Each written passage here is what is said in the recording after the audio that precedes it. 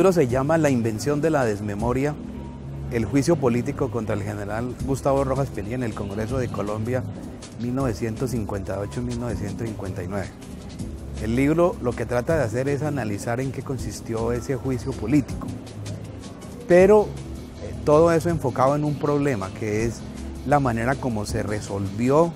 la violencia de los años 1950. El juicio político se desarrolla en el momento en que comienza el Frente Nacional, que fue la terapia institucional que se ideó para ponerle fin a la violencia. Y en ese juicio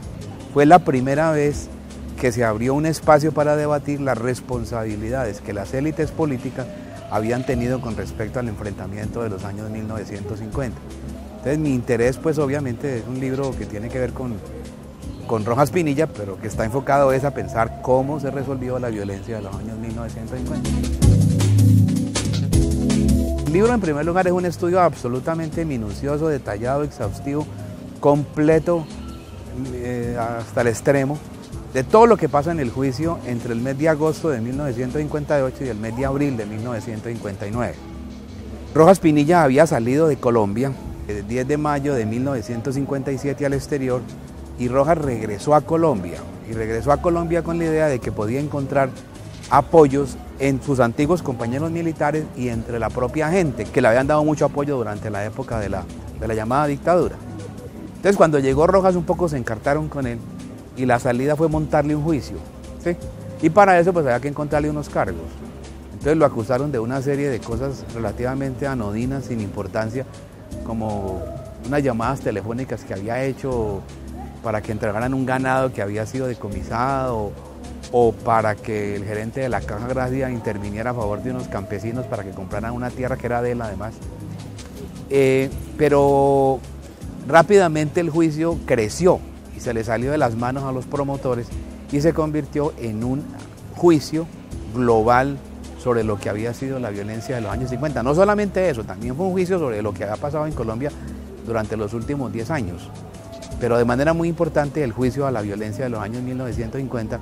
en la que pues unos y otros se incriminaban por la responsabilidad de lo sucedido. El desenlace de juicio es que Rojas Pinilla termina condenado y le quitan los derechos políticos y la pensión de expresidente y de exmilitar. Pero al poco tiempo, más o menos a los 4 años,